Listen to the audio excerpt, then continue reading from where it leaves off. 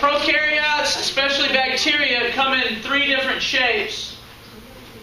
There's spiral type, and then there's these types are called bacilli. Bacilli are like rod-shaped. And then there's cocci, which are round bacteria. Now this particular one is called streptococcus. Coccus means round, and strepto means they're connected together in a string. Have you ever heard of streptococcus? Strep throat. It's caused by bacteria that look like that, so growing in your throat. How are bacilli and cocci like different? Well, these are kind of rod-shaped, kind of longer, and these are shorter, rounder.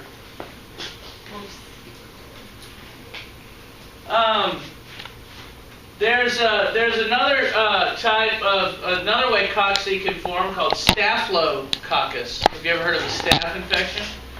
Staph means clustered, and so it's when cocci don't grow in strings; they grow in clusters. What's it called? Staphylococcus.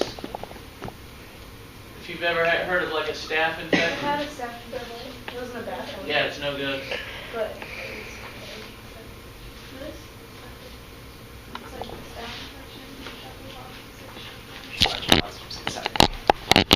now, wait, what page is this on? Does anybody have 374. Talking about the bacteria that are photosynthetic. Yeah, there's different types of, there's section you should have read on bacterial metabolism. And these are words that are important, and hopefully you read this, but I just want to make sure I say something about it.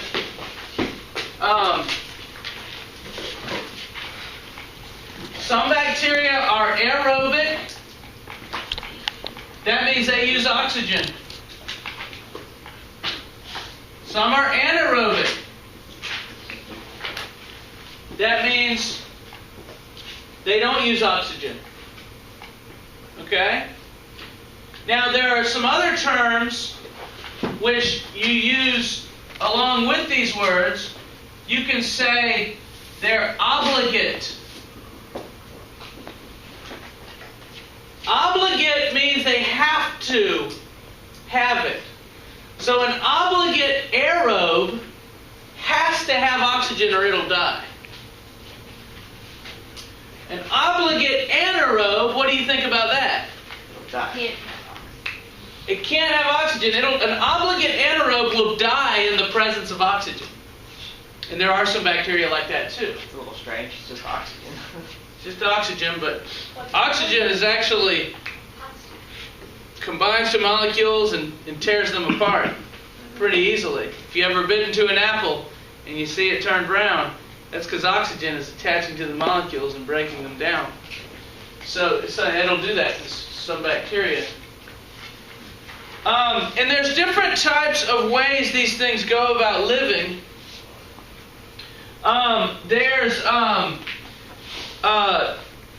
We call the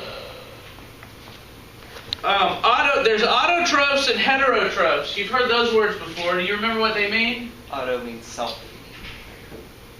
They make their own food. Autotrophs make their own food.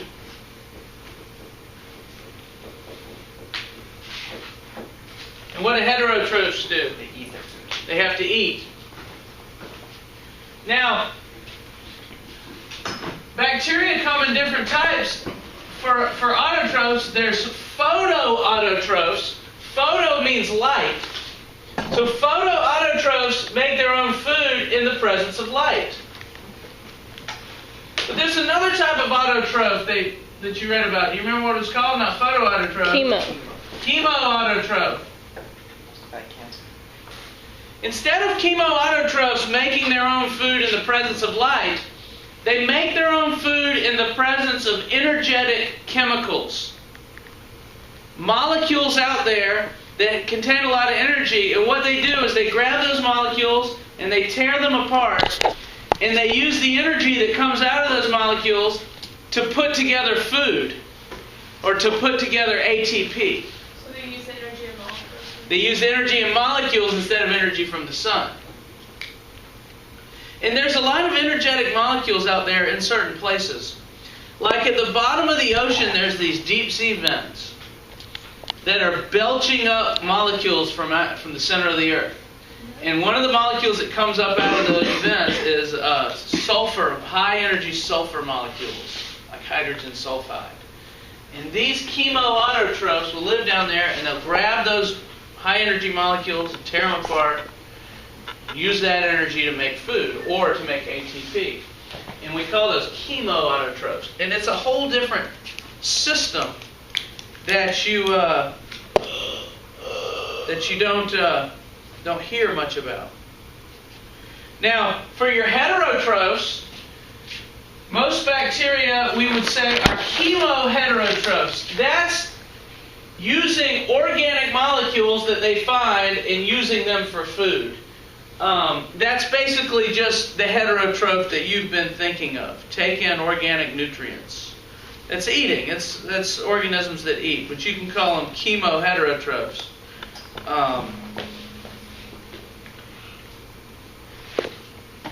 And there's another word that kind of goes along with this, saprotrophs. Saprotrophs are chemoheterotrophs that get their food by breaking down dead things. Decomposing is the word we use. And we're going to talk about decomposers in a later chapter when we talk about ecology. But there are bacteria that decompose, that eat dead things. So if some algae is floating on the surface of the ocean and the cells die, they kind of break off and float down to the bottom of the ocean, and you end up with this dead plant material on the bottom of the ocean. And these bacteria will tear that apart and use those organic molecules for energy. And those are saprotrophs? Yes, they're called saprotrophs, anything that does decomposition. Yes? Okay, so if those things eat any, like, natural organism, why don't they, like, so they only eat dead? Dead stuff. Mm-hmm. Why do they only eat dead stuff? Well, there are some chemoheterotrophic bacteria that can eat live stuff, but the ones that eat dead stuff are called saprotrophs. Are the chemoheterotrophic things that eat live stuff, are those dangerous?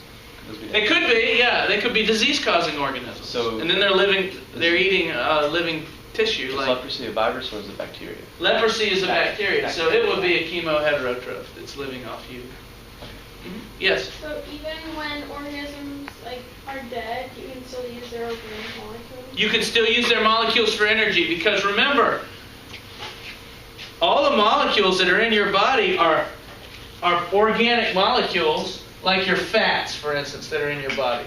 And it's carbon connected to a carbon, connected to a carbon, long chains of carbons, and hydrogens too, and oxygens and other that make up your organic molecules. We studied those way back when. Yeah. Remember when we studied organic molecules? Every bond you see is energy. So if you can somehow break that bond, you can make use of that energy that comes out, you see. And so a dead organism still has its molecules, and that can be eaten. And so when you eat a dead organism, like a cow, they kill the cow, you get the beef, and you eat it.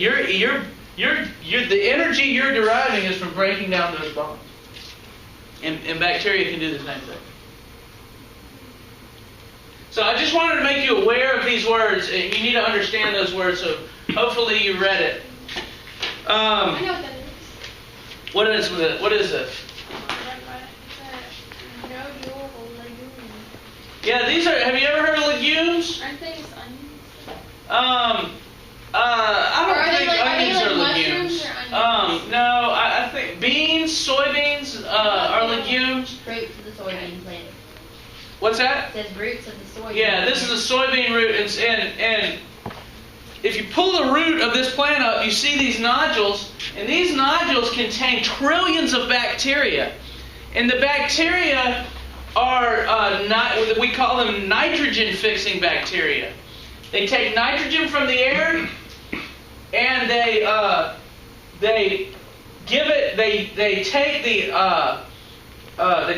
pull the nitrogen apart, and in doing so, they provide the plant with nitrogen, they provide themselves with energy, and they provide the plant with nitrogen.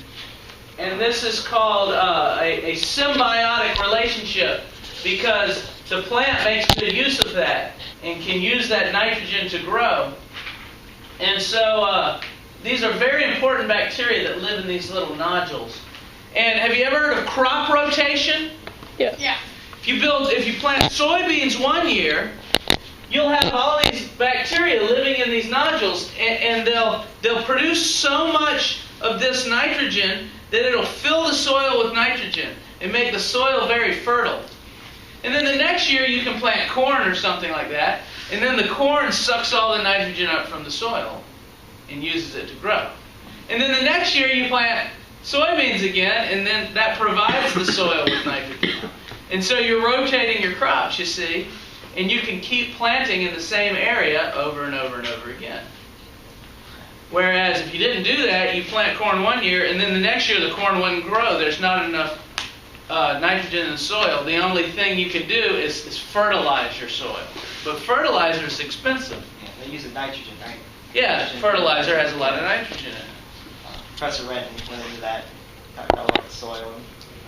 What was that in? Oh, in your Yeah. video, yeah. Another thing bacteria can do, is create these endospores. If a bacteria feels like it's in trouble, if the conditions go bad, like there's not enough water or something like that, or starts getting too, I don't know if they do it when they're getting too hot, but if they maybe not enough food, they'll encapsulate their DNA and form what's called an endospore. And the DNA of the organism is contained within the endospore, and the walls of the endospore get really hard, and the rest of the bacterium dies. And you're just left with the spore. That has the DNA inside? It's got DNA inside. And that spore can last for thousands, even millions of years. And then if the conditions ever get better, some water comes around, the endospore will break open and a bacteria will grow again. They found bacterial endospores that are 50 million years old. And they added water and it grew right into some bacteria. They've even recovered species that they assumed were extinct this way. They weren't really extinct, their endospores were still hanging around. And anthrax, like an endospore? Yes, anthrax. I don't know if y'all were alive. Some crazy scientist was mailing around anthrax endospores in to a government envelopes, right? What's and he anthrax? put anthrax is a bacterium that can cause bad diseases, and he'd grow the bacterium and give them the right conditions where they form these endospores, and then he'd put the endospores in an envelope, and he'd mail the envelope, and somebody'd open it, and it looked like there's white powder in there, and as soon as they opened it, it flew out, into the air, and if you breathe any of those endospores in, they get into your lungs and cause this bad lung disease, and he killed a few people, and they finally caught him. It's kind of a terrorist type thing. There was that episode in NCIS where that happened with the bubonic plague. On what? NCIS. NCIS. Wait, Did you what? see that? What does What what does is the anthrax do? Like, is it It causes an infection. a really It's a bacterial growth that's nasty. Any kind of infection is just this nasty growth. Doesn't malaria act as a parasite? Malaria is a parasite, but that's a protist, and we're going to get to that next. Okay. Okay, what are the walls made of? Are they membrane? What are the what? Walls of the endospore. Are they membrane? Air. That's a good question. I think they're protein. I don't know. We need to look that up. So they just hold water? Do it, Cole. They I need mean, to what do become- you call the capsule? They hold the DNA. I think there's some water in there too. What do you call what? What do you call the capsule like that? I mean, what do you like? I don't know what the name of it is. How did they find endospores at like 50 million years old that like seemingly never came in contact with water in 50 million years? The show I was looking at, they found them in the salt flats in a salt mine. there used to be oceans in southwest United States, and the entire southwest United States rose up because of continental drift and such. And it rose up, and all the water ran off, and all the salt, it all dried up, so you're just left with the salt from the ocean. And sometimes, in some places, it's 1,000 feet deep into the earth, there's salt.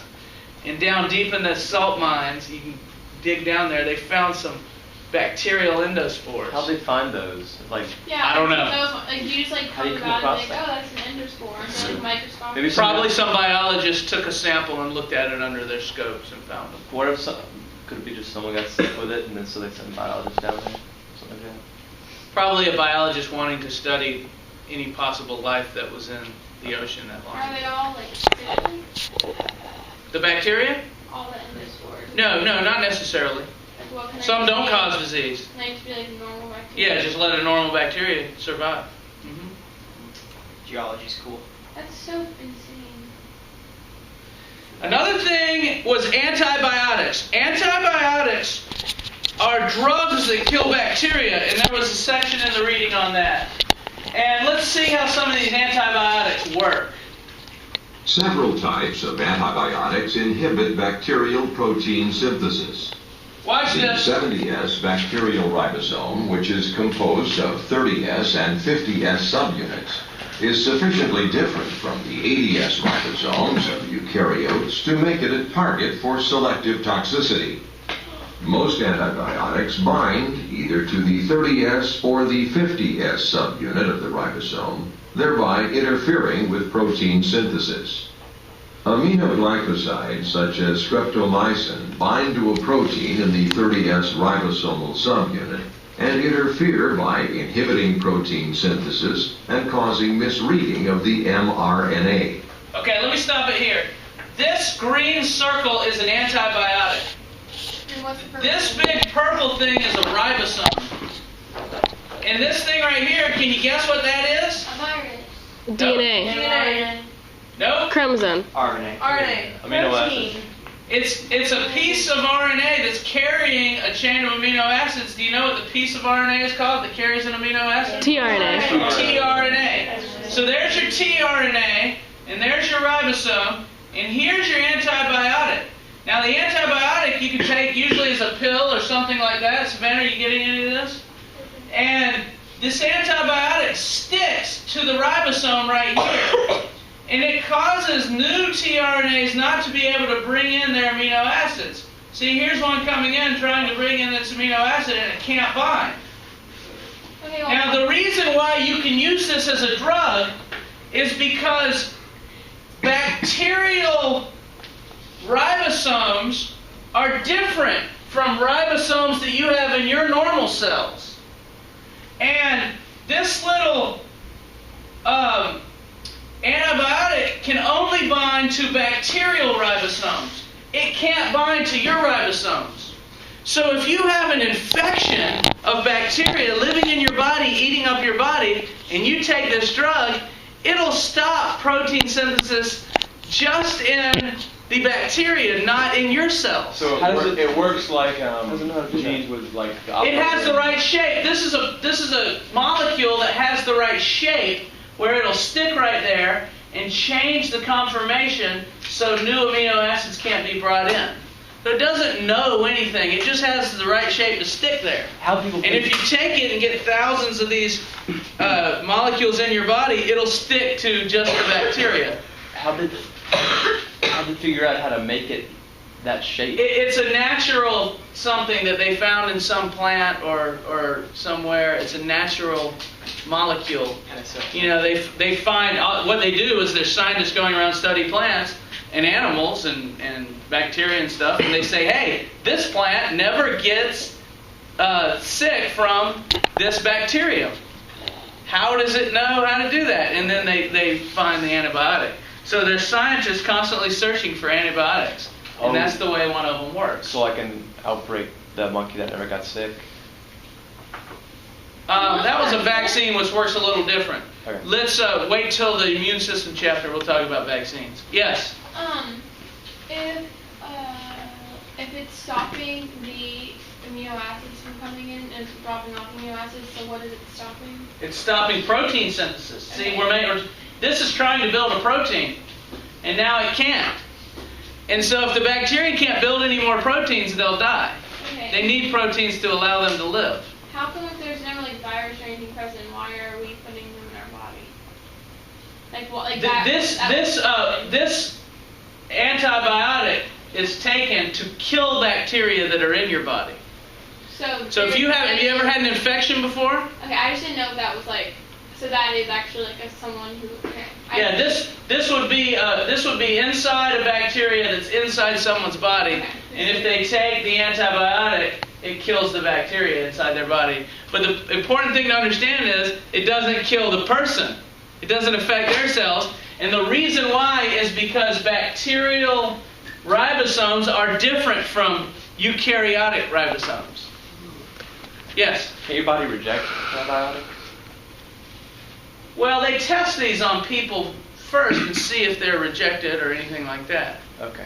And if they're not, if they did have some kind of weird shape that caused a reaction, then All right. they wouldn't distribute them. And so the way the antibiotic kills bacteria is it just starves it, basically? Stops it from making proteins, so just For starves it that out. particular antibiotic, yeah. Okay. It can't. Well, it doesn't starve it, but the bacteria can't make proteins. And if you can't make proteins, you can't live. You know, your life is dependent on your cells making proteins and using those to build cells and such. Yes. You know how they say if you take an antibiotic, it doesn't hurt you. You hurt your immune system, and it makes you more stuff to get disease in. Well, you don't. Maybe if you took the antibiotic, and we're going to learn about this in the immune system chapter. We'll talk more about antibiotics again later. But if you take the antibiotic, then you're killing it from outside rather than letting your body figure out a way to kill it. Now, if you just let your body figure out a way to kill it, then you'll be immune to that, forever. So that's just a different way to go about it. But you don't want to die from the infection, so sometimes you have to take antibiotics. It used to be half the people died from bacterial infections. Now it's a very small percentage. So before antibiotics were discovered, a family would have 8 kids, and 4 of them would die from infection, and the rest of them would survive, and that was just life. So, Death was a very common thing. So when people don't believe in medicine, some people just refuse to take medicine. Yeah, those people have a real good chance of dying from infection. Yeah, there are people that are against vaccines. Yeah, Yeah. and those people die from viruses and such. Can't kill the rest. So Can- I don't suggest that. There's me in Yellowstone. Some argue that it weakens the immune system. Is that possible? Do they actually? Well, bacteria can resist them too. Yeah. No, it helps the immune system. Yeah, that's me in Yellowstone looking at the Archaea. See, those are salt deposits. Look at all that It's all salt. Okay, so what caused the Earth to thrust up? Does anyone really know? Yeah, it's plate tectonics. In ice ages, when the ice retreated, the continent got lighter and rose up. Yeah. That's one of the things that can do it. There's other ways. Just Professor Wren, he didn't really know. He was just kind of say something happened and just different theories. Yeah, I don't know if anyone knows for sure. It was pretty dramatic too. Just. You want some cheesy poops too? Yeah, I want cheesy.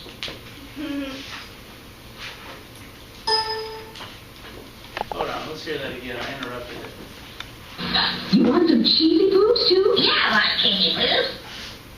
What's that from? South Park. Nice. What? South Park. Okay. I want to go on to protists. Now, this next chapter, for the AP Bio exam, there's some chapters that they've kind of skipped most of the chapter. They've kind of thrown things out. Okay? And it's to give us more time to do labs and things. So a lot of these upcoming chapters, I'm not going to spend a whole lot of time on. I'm going to spend 30 minutes on chapter 21. Okay? So, or what time's class on here? 11. When you I'm going to say spend 20 minutes on chapter 21. So some of it, you don't need to worry about. So I'll try and show you what's important. but for class tests, For the class test, you just kind of need to know what I've talked about here. Okay? You don't have to read the whole thing. It wouldn't hurt you to read the whole thing. Having more knowledge can only help you. So it's very important that y'all don't sleep here. Like there you go. Like 2 sections in this, 20.1 and 21.1 and 21.2. Yeah, there's only 2 sections. This is not a very long chapter, but anyway. only 2 sections. So there's like A, B, and C. Yeah. Now, what did protists? Protists are kind of the next group. They evolved from bacteria by a process called endosymbiosis. Do you remember what that is? Two things living together. Things living together. And so we had this prokaryotic cell, this is a prokaryotic cell, that we think got part of its membrane to invaginate and become some of the internal organelles like endoplasmic reticulum. So we think that probably happened in ancient cells, that they went from having no internal membranes to having some internal membranes, so that helped them survive. And maybe a membrane surrounding the DNA helps protect the DNA. And so there's some evidence for that. And then these types of cells taking in bacteria to form mitochondrions, taking in bacteria to form chloroplasts, that's all helpful in forming this eukaryotic cell. It seems that it took about 2 billion years for a eukaryotic cell to evolve. So this process didn't happen very quickly. But they know that mitochondrions were once free-living bacteria and chloroplasts too, because they both have DNA inside of them. Even though their DNA, and the DNA that's inside of them resembles, and the proteins that are inside of them resemble bacterial DNA and proteins more than they resemble eukaryotic DNA and proteins. And they're about the same size as a bacterium. And so here's what they think. This is kind of a evolutionary tree. They think that bacteria evolved, both photosynthetic bacteria that can make their own food, those became chloroplasts, and this type of bacteria called purple bacteria became mitochondrions. There are still purple bacteria and photosynthetic bacteria around today that are very similar to mitochondrions and chloroplasts. And that the mitochondrions and chloroplasts hitched a ride on the eukaryotic cells that started to evolve and are now part of those protists and plants and fungi and animals that evolved from these earliest eukaryotic cells. Yes, Cole? Has there ever been like a case where like a chloroplast or mitochondria, like if the cell died, it would live on its own? Or would it die with the cell? That's a good question. I saw a video of a scientist talking about how he observed prokaryotic cells being taken into eukaryotic cells and then living inside a eukaryotic cell along with them. And he has this, and they're helping it somehow, and I'm not sure how. But I don't know if they I don't think they keep living on their own. I think they need, they get something from the cell where it's a true symbiotic relationship. I'm not sure what that is. Maybe it's protection, maybe it's water, I don't know. Okay. That's a good question. I'm not able to answer all your questions. I'm sorry.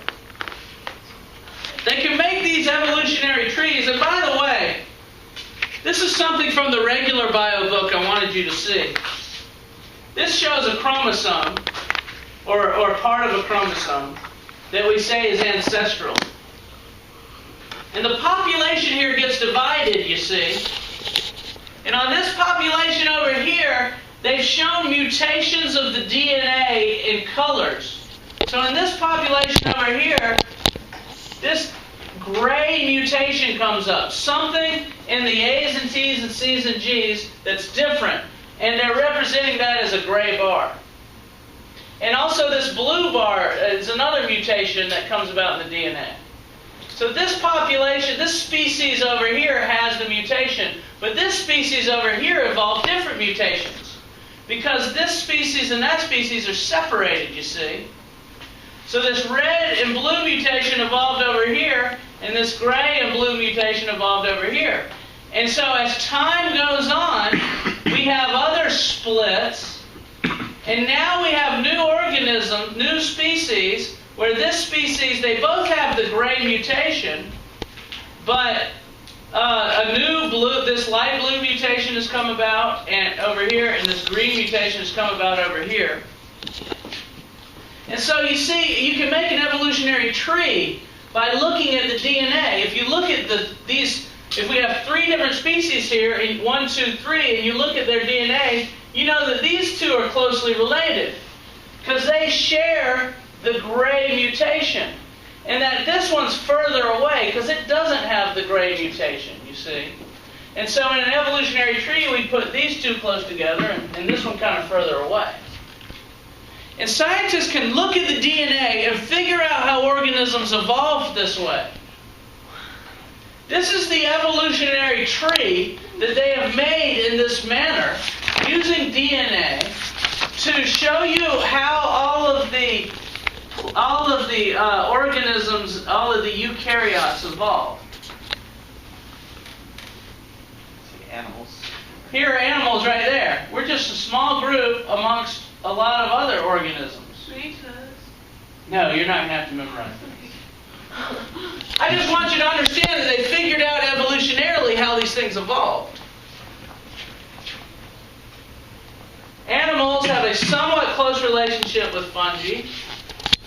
And animals and fungi both are kind of somewhat closely related to the slime molds. We'll talk about all these, or some of these here in just a second. There's a whole different branch for plants, though. Look, plants are way up here. And they're way different from animals. Yes?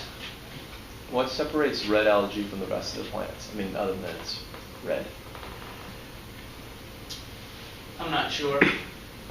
Well, they can't survive on land. Doesn't have any. They don't have any adaptations for preventing drying out. And that's what all protists have in common. So we're just going to look at some protists today. This is a protist called Volvox. What do all protists have? All protists have in common that they have to have water to survive. They can't live on land. They'll dry up and die.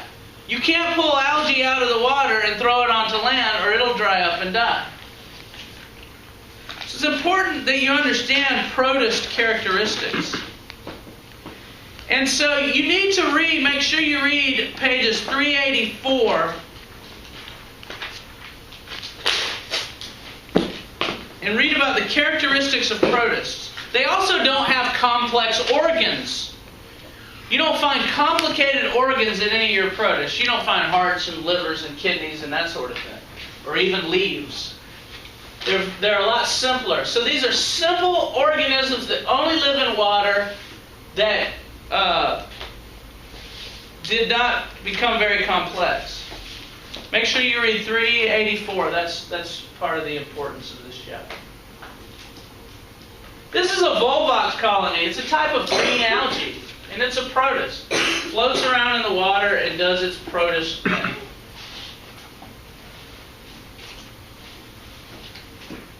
they prokaryotic cells? These are prokaryotes. Yeah. Well, aren't they eukaryotic? I'm sorry. These are eukaryotes. They are complex. So they have the complicated cells. These are some of the earliest organisms that had these complicated cells.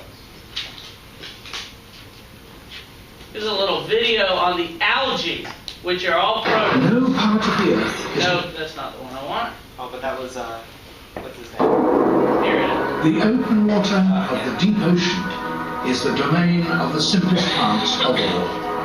the microscopic single-celled algae.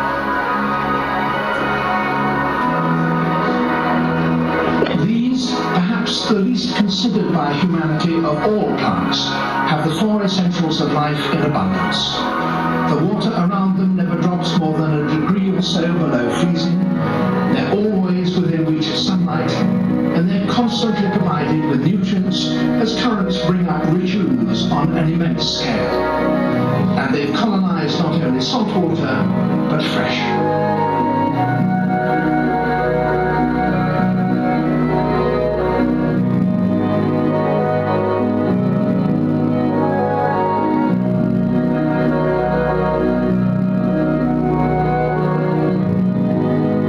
Simple plants are the basis of all life in water, just as higher plants are the basis of all life on land. 2/3 of the surface of this planet is covered by water, and most of it is beyond the reach of flowering plants. So, floating algae in the seas and the lakes play a greater part in enriching our atmosphere with oxygen than all the land-based plants put together.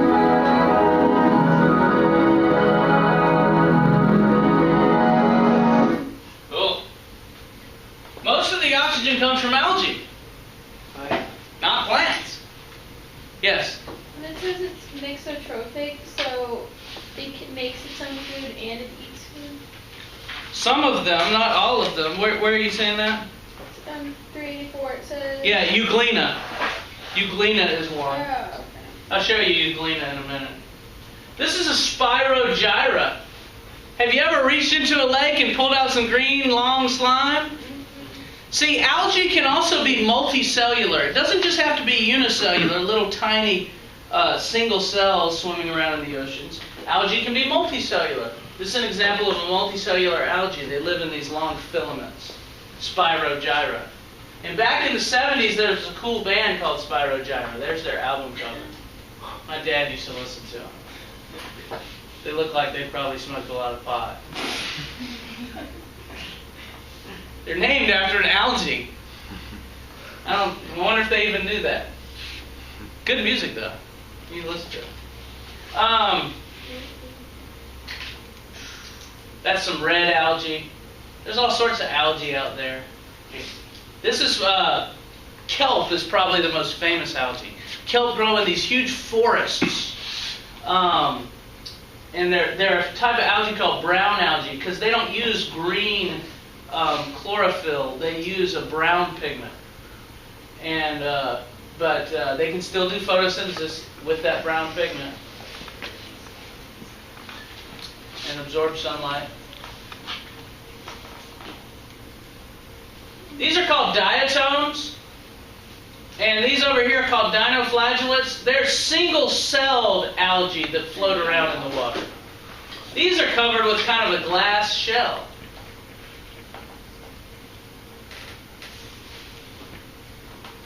And there's probably more diatoms in the oceans than anything. They're protected by their little glass shell that's made from sand, from the molecules that are in sand. And it's a cell that sits in there and does photosynthesis. I don't know what that is. There's some water mold, which is also water mold growing on a dead insect. If you've ever seen like a dead fish in a fish tank, you'll see little filaments of water mold growing on it. Oh yeah, that's what Yeah, it's a type of protist. I'm not going to talk much about it. Red tides, have you ever heard of those? Dinoflagellates are little tiny organisms floating around in the water, and when they can get to be in huge numbers, and it's usually caused by too much fertilizer getting in the water. Like if it rains on a farm and all the runoff carries the fertilizer to a body of water like a lake or a river or an ocean, you can get a huge multiplication of dinoflagellates. And there's so many here that they color the sea kind of a reddish color. And they produce a little bit of a toxin, and that will kill fish. Here's a giant fish kill. It's a bunch of dead floating fish that were killed when a red tide came through. The red tide will sit there for several days, and finally the dinoflagellates will die or get dispersed. by tides or currents. Do we have those around here? Yeah, every once in a while. There was a red tide in Jacksonville about 3-4 years ago, and you weren't allowed to go swimming there because they could kill you if you swallowed them. There's a boat sampling some of them. There's another red tide. You can see how big it is. This is the coast of California or somewhere, I think. Dead fish. There's a red tide in a marina somewhere.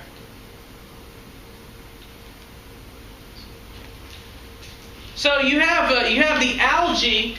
The algae are basically plant-like protists. Algae are plant-like protists because they make their own food. But there's another type of animal-like protists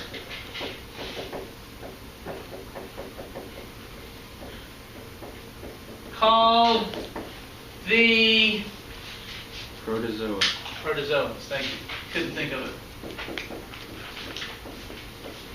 If you've ever heard of a protozoan, that's an animal-like protist. And that includes these little things. They're called paramecia. And they have cilia all over them. And you've probably heard of, I got some paramecia pictures. You've probably heard of, there's one, the amoeba. Have you ever heard of an amoeba? I'll give you a chance to look at some of these under the microscope when the regular bio class does it. This is a trypanosome. It causes African sleeping sickness. It's a protozoan. What's that? It's a sickness that you can get from drinking water tainted with these things, and they'll get in your bloodstream and cause you to get real sleepy. You have to take drugs to kill them.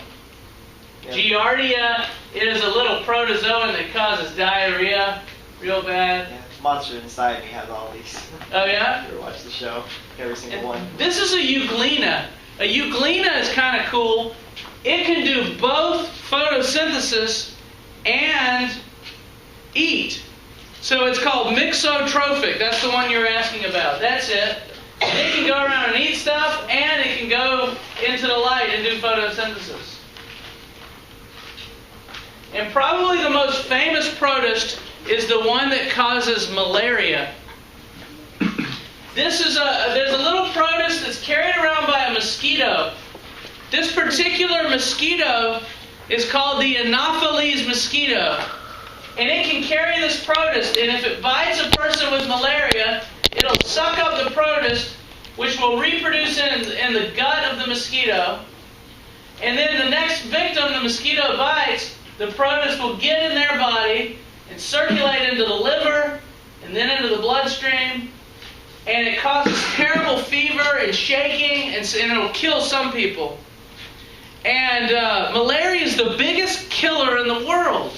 It's the biggest disease in the world. We don't have it here because we don't have the Anopheles mosquito here, because the Anopheles mosquito only lives in warm climates. But because of global warming, it's starting to get warmer. These mosquitoes have moved in their range up into Mexico, and they're starting to appear in the very southern tip of Texas. And that's a scary thing, because we could have malaria in the United States. And people think, global warming, who cares about that? It's already killed several 100,000 people because of the spread of malaria due to global warming. So people are dying right now from global warming. I didn't have time